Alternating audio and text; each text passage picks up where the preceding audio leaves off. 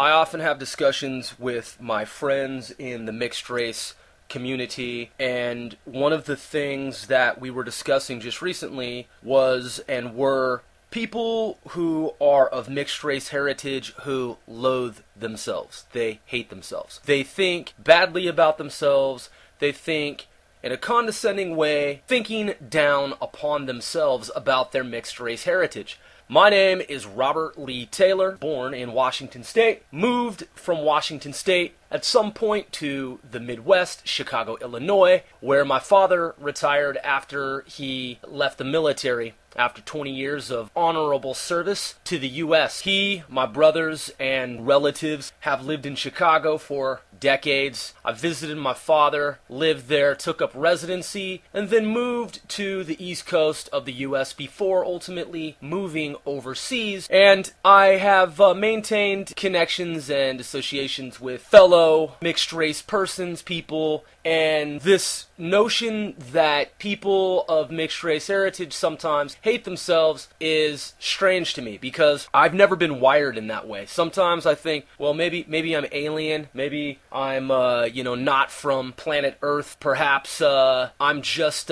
some kind of alien in a human body, some kind of symbiosis is going on. But in all seriousness, I've never thought that way. I've always been proud of my background. I've always been proud of my heritage. I've always liked the fact, I've always enjoyed the fact that I'm both black, African American, and white, Caucasian. And so it's just real simple in my mind, and it always has been. I'm black, I'm white, I'm black, I'm half, and it's just always been that way. I've never thought, man, I wish I could be 100% white. Yeah, maybe people would accept me more. First of all, I don't really care if people accept me or they don't. I don't understand what people's perceptions are with regard to this notion of acceptance. I was a popular person growing up. I played sports. I was in gymnastics and martial arts, and I ran track and went to state for the Jesse Owens event in Washington 2 years in a row. And I've always been an athletic, outgoing person, sometimes introverted, just depending on the nature of the day and my mood. But yeah, I was never unpopular. I always associated with very large groups of people, and was I was with mainstream society, and I still am.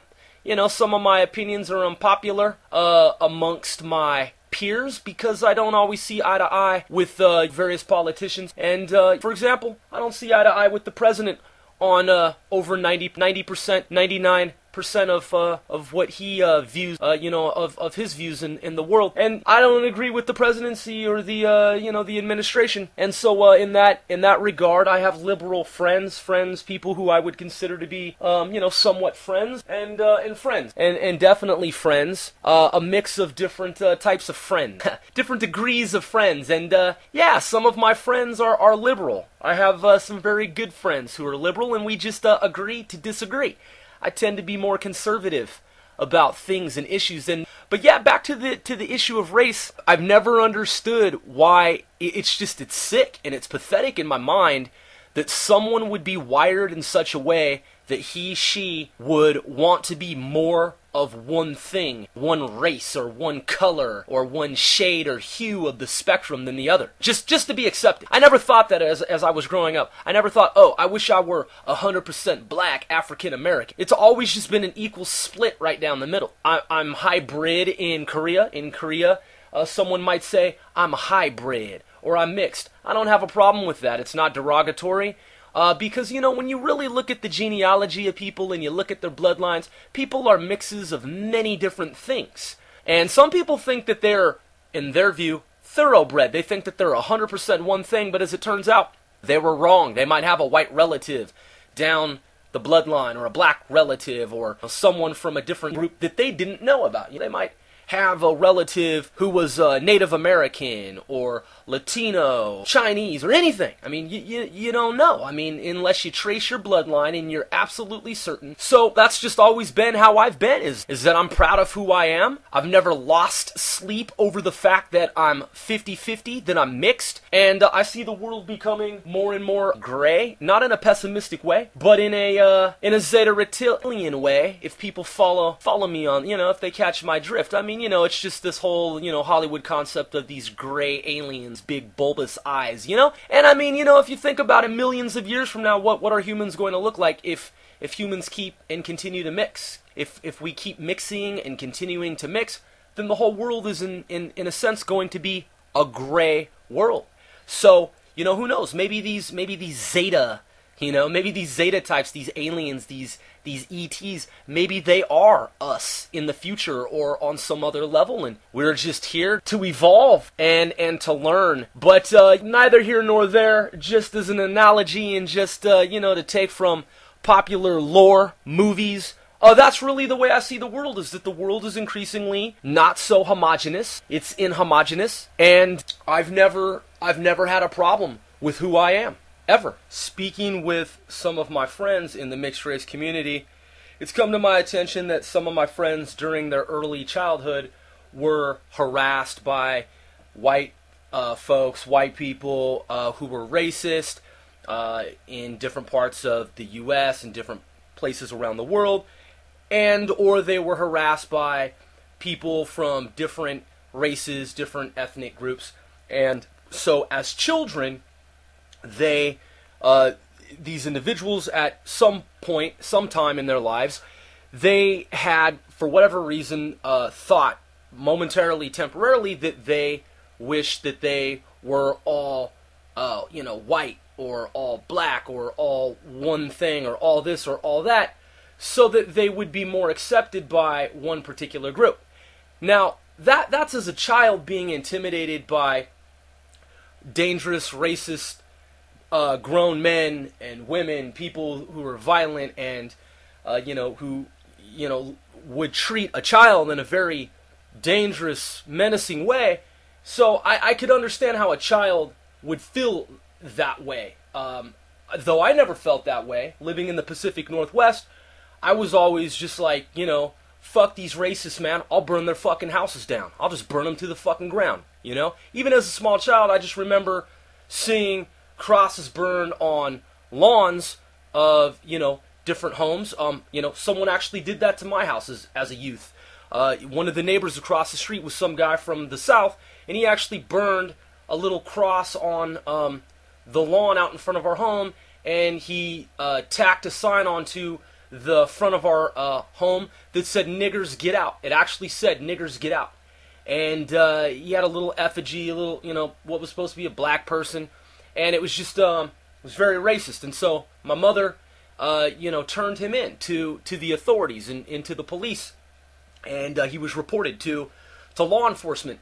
And at the time, as a youth, I even remember being very young, like, fuck this guy, across the street. If he can start a fire, I can start a fire too, So I always had that, I just always had that in me, that if someone could do that, I could do the same thing. If someone could be that way toward me, I could be the same way. But I could also, in the same vein, by the same token, see how someone who was not thinking along those lines per se at that particular time in their lives, as a youth, as a small child, might be thinking, oh, these really big scary people, and they're saying that they're out to get black people, so those people might have thought for a very ephemeral, very momentary, short period of time that for whatever reason they wanted to be all white or all black or all this or all that. But I never felt that way personally, ever, in my entire life. And, no disrespect to anyone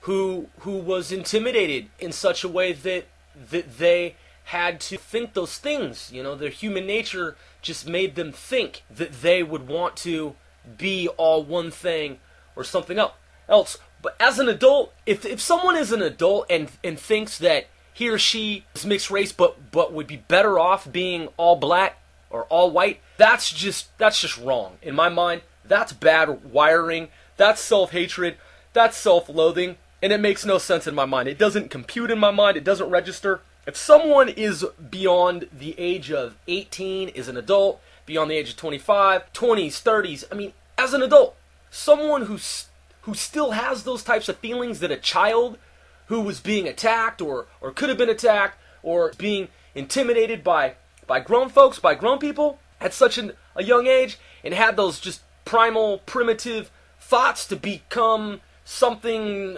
that's part of a group, part of a tribe, for survival reasons. If somebody feels like that as an adult, if someone is, I've never in my entire lifetime, not one time for one split nanosecond thought, oh, I wish I were 100% white. That way I wouldn't be harassed by somebody. No, I've never thought that. That's never even crossed my mind one time. And I find it strange that there are people who as adults, who are mixed race, wish that they could be all white. Why do you want to be all white? You're not all white. You weren't born all white. You are what you are, and God, the universe, made you the way that you are. Be proud of who you are. Be happy and pleased that you are who you are and what you are. I've never said I want to be more one thing than the other. I've never wanted to be 100% African American. I've never wanted to be 100% Caucasian American. Why? That's not who I am. That's not how I was born. I am not 100% white. Therefore, I don't want to be 100% white. I'm not 100% black. Therefore, I do not want to be 100% black. I wasn't born more of one than the other. It's 50-50, split down the middle, as I said earlier. And anyone who is partially anything should not want to be 100% of something, because that's not what you are. That's not you. You're trying to be something that you are not, that you will never be, and that you should not be, because that's not how the cosmos, how the universe, God, what have you, that is not what you were designed to be. That is not who you were designed to be. You were designed to be hybrid, to be mixed race, to be partially one thing and partially another thing. So you can't be that other thing. So stop trying to be something that you are not, is my advice to you, is what I recommend. Because if you spend your entire life trying to be something that you're not, that's just painful, man. That's gotta hurt. And it's illogical. It's a schism in one's mind that can be corrected, because again, mathematically speaking, you're striving to be something that is impossible.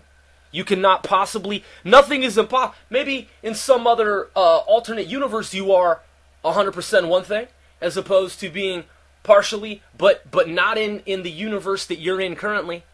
And therefore you should never even think for a fleeting moment in time that you would be better off being something else, because again, the bottom line, and I cannot overemphasize it, is that you are who you are.